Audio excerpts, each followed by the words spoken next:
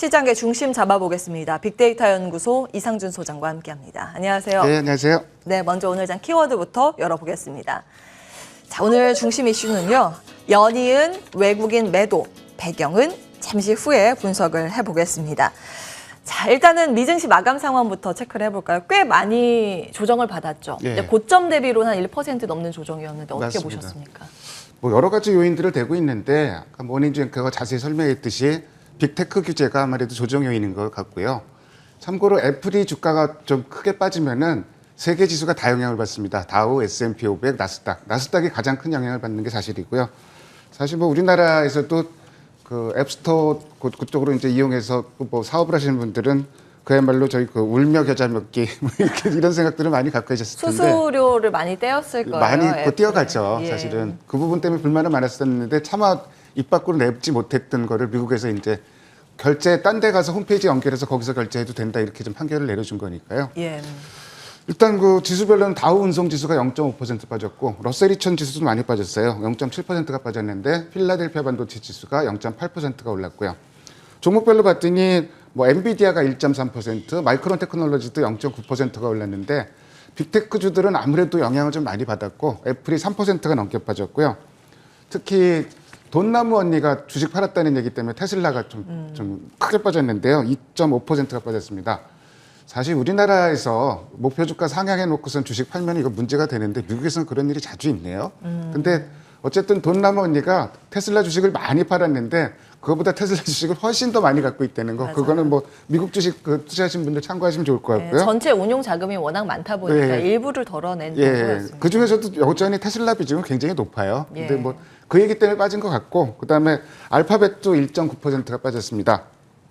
GM이 2% 넘게 올랐는데 보조금 얘기 때문에 올라간 것 같지는 않고요. 왜냐하면 포드는 약보합이었거든요. 그러니까 예. 자동차주 전체가 올라간 건 아닌 것 같고, 항공주는 목요일날 급등하더니 금요일에는 그거보다 더 많이 빠졌습니다. 그러니까요. 아메리칸 항공이 뭐 거의 그 6% 넘게 빠졌고, 뭐 델타 항공이나 항공주도 전체적으로 약세.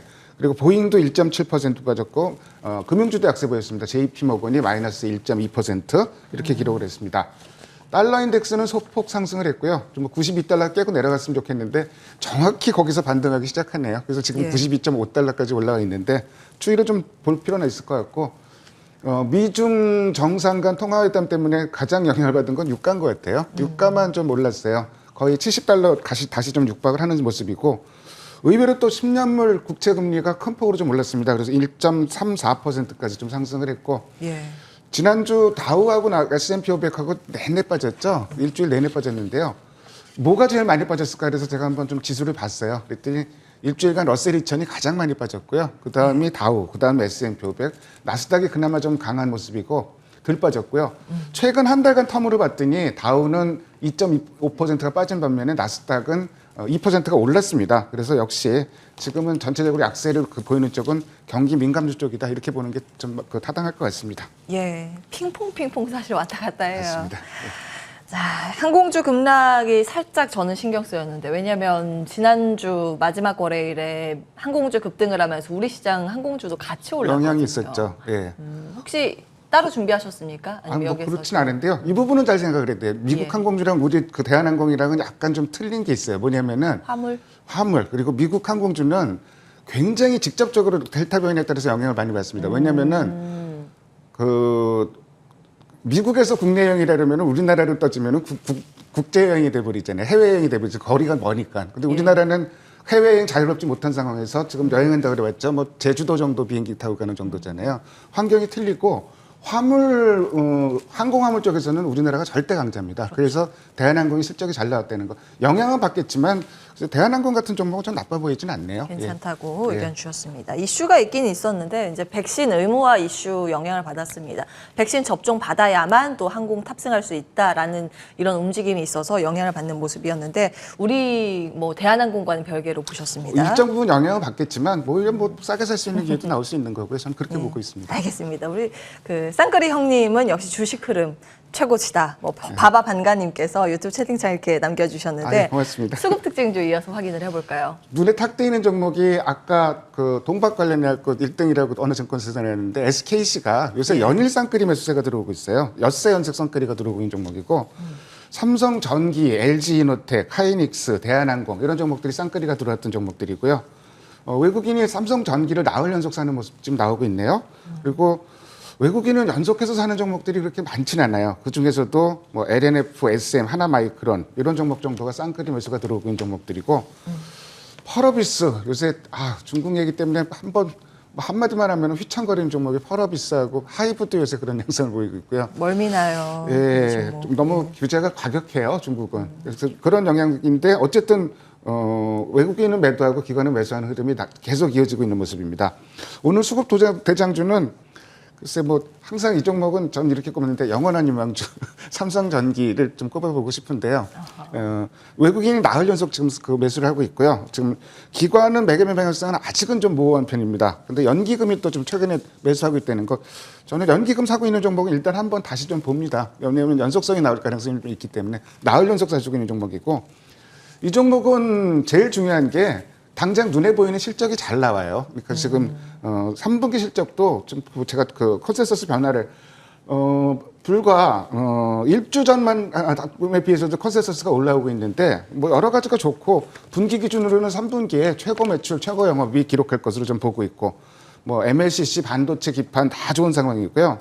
그리고 미래에 수익 안 나는 사업 종목은 막 그 구조조정을 막 해서 돈 버는 쪽으로 좀 집중을 하자 이런 쪽으로 가고 있고, MLCC 또 그 기판 뭐 카메라 뭐 이런 건 뭐 자율주행이라든지 뭐 전장용이라든지 뭐 하이브리드 이런 쪽으로 성장성이 무궁무진하다고 좀 보고 있습니다. 이 회사에 대해서 계속 얘기가 나왔던 게 언택트 수요가 줄어들면서 MLCC 수요도 줄어들지 않을까 이런 얘기를 했었는데 그거 다 틀린 얘기죠. 왜냐하면 3분기 실적 전망치가 계속 올라가고 있잖아요. 그래서 이거에 대한 우려는 좀 너무 막연하다 좀 이렇게 볼 수가 있을 것 같고, 이 회사도 지금 그 현재가하고 목표가하고 괴리가 굉장히 심합니다. 목표가가 굉장히 좀 높다는 거, 그 정도도 뭐 참고해서 보시면 될 것 같습니다. 예. 참 좋다 이야기 나오는데 주가 안 간 대표적인 종목 가운데 하나인데 영원한 유망주라고 제가 항상 이렇게 얘기를 그러게 합니다. 말이에요. 그래도 요즘 수급 양호해서 볼만하다. 수급 맞습니다. 대장주로 꼽아주셨습니다. 삼성전기였고요. 우리 시장 이야기 해보겠습니다. 오늘장 키워드 외국인 매도 이렇게 잡아주셨는데 어떤 부분에 주목하세요? 금요일 날 어떻게 매매할까 굉장히 좀 궁금했어요. 만기 지나고 사실 만기 영향이 좀 있었잖아요.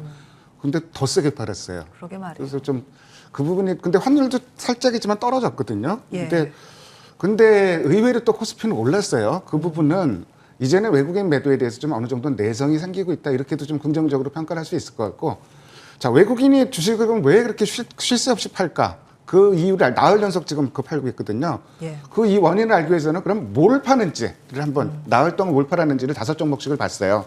그랬더니 두 가지 정도가 중요한 원인입니다. 첫 번째는 플랫폼 규제 때문에 카카오 네이버 물량 막 쏟아냈죠. 그 부분이 있는 것 같고, 그리고 최근에 크래프톤이라든지 그 전에 카카오뱅크 팔았던 이유는 이제 그 소위 보호예술 물량, 그러니까 의무보유 확약기간 풀린 물량들이 일부 나왔단 말이에요. 그게 좀 굉장히 좀 자극을 한 것 같아요. 이런 물량들 때문에 외국인이 좀 매도를 하고 있고, 거기다가 이제 개별적으로 NC소프트 같은 종목도 계속 이제 매도를 하고 있는데, 큰 흐름으로 봐서는 두 가지. 그러니까 플랫폼 규제하고 그다음에 그 오버행 이슈라고 그러죠, 우리 흔히. 이 부분이 영향으로 봐야 될 것 같습니다.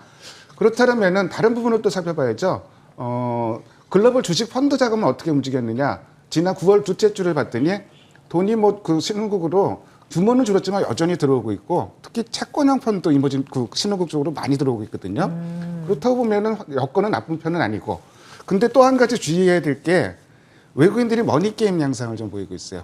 뭔 얘기냐면은 뭐 악재 나왔다 그러면 공매도를 막 집요하게 칩니다, 요새. 그래서 지금 그 공매도 차트를 제가 보여드렸는데 최근에 확 올라오는 모습을 보여주고 있고, 9월 달 들어서 전체 공매도에서 차지하는 외국인 비중이 무려 77%까지 올라왔어요. 그러니까 놀이터 된 거죠. 뭐 굉장히 좀 심리 불안하니까 거기다 대고 공매도 쳐서 수익 얻고 이런 흐름이 나오기 때문에, 그래서 제가 종목을 이제 그 공매도 비중 높은 종목들을 좀 뽑아왔는데, 금요일자 기준으로 거래대금 비해서 공매도 비중 높은 종목들을 뽑아왔는데, 뭐 카뱅, 휠라홀딩스, 크래프톤, 뭐 LG상공과 만도 이런 종목들인데, 사실 매매하시는 입장에서는 이런 종목들 뭐 찾아서 볼 필요는 없을 것 같고요.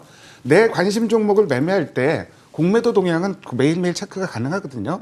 근데 공매도 확 늘어났다 그러면은 일단은 저희 그 매수를 한 타임 좀 미뤄두는 전략이 필요합니다. 지금은 심리가 불안하니까 공매도 나왔다 그러면 확 밀려버려요. 그러니까 좀 그런 흐름, 내 종목에 대해서는 공매도 물량을 당분간은 좀 체크를 해보자 이런 말씀도 드리고 싶고 예. 여기까지가 이제 외국인들 왜 팔았는지 그리고 어떤 패턴을 보이고 있는지를 보여드렸고 근데 항상 그렇잖아요. 이 와중에도 사는 종목도 찾아야 되잖아요. 그래서 업종을 한번 찾아봤더니요.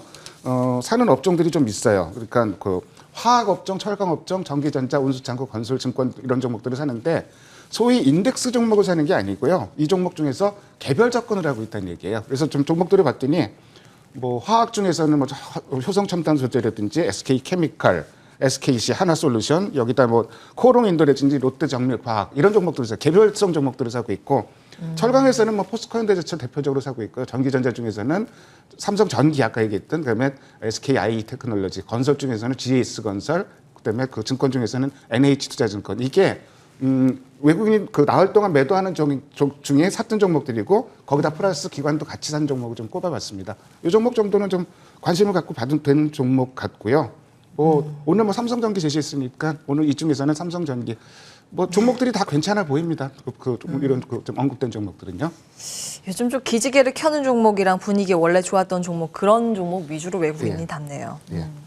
자, 그러면 오늘장 시장 전략 어떻게 세우면 좋을까요? 지금은 악재에 민감한 시장인 건 맞아요. 그러니까 이게 뭐 그 돌박살 악재들이 계속 나오는데 뭐 반도체부터 시작해서 LG화학, NC소프트, 포탈, 플랫폼 이렇게 나오다 보니까 또 무슨 악재가 나올지 모르겠다 이런 불안감이 있잖아요. 예. 그래서 그 좀 시장 흐름에 이게 근데 그냥 개별 종목 악재로 끝나지 않고 다른 종목 심리를 전체적으로 끌어내리는 역할을 하거든요. 그래서 당분간은 좀 그 인덱스랑 가까운 종목들은 조금 피하시고요. 그러니까 좀 등치가 좀 많이 큰 종목들 좀 피하시고 예. 그 종목보다는 조금 가벼운 종목 쪽에서 찾으면서 뭐 당연히 근거는 실적, 당장의 실적이 제일 중요할 것 같고 만약에 시장에 휘둘리더라도 실적이 좋다면은 내가 이 종목을 갖고 버틸 수 있는 힘이 생깁니다. 그래서 이런 종목들 중심으로 뭐 이번 주 그 지난주부터 계속 말씀드리지만 개별 접근이 불가피한 시장입니다. 그 인덱스와 가까운 종목은 좀 거리두기를 해야 된다라 말씀 주셨는데 인덱스에 가까운 종목 요즘 뭐 삼성전자는 당연한 거고 네. 카카오 네이버가 또 새롭게 떠오르지 않습니까? 네. 이것도 그럼 좀 거리두기 해야 된다는 말씀이실까요? 그렇죠. 그러니까 근데 그 워낙 좀 많이 빠지긴 했잖아요. 단기간에 많이 빠져갖고 금요일 날에도 일단 반등은 좀 올라온 모습인데 예. 이쪽이 시장을 주도해서 올라간다 이렇게는 좀 어렵고요. 물론 뭐 장투하시는 분들이 뭐 지금 많이 빠졌으니까 나는 오늘도 사고 다음 주에도 사고 뭐 조금씩 사모으겠다 이런 거는 투자는 괜찮은데 지금 당장 뭐 예를 들어서 뭐 열흘을 본다든지 이런 투자로는 상당히 부담이 간다는 얘기죠. 알겠습니다. 여기까지 빅데이터 연구소 이상준 소장과 함께했습니다. 말씀 네, 고맙습니다. 감사합니다.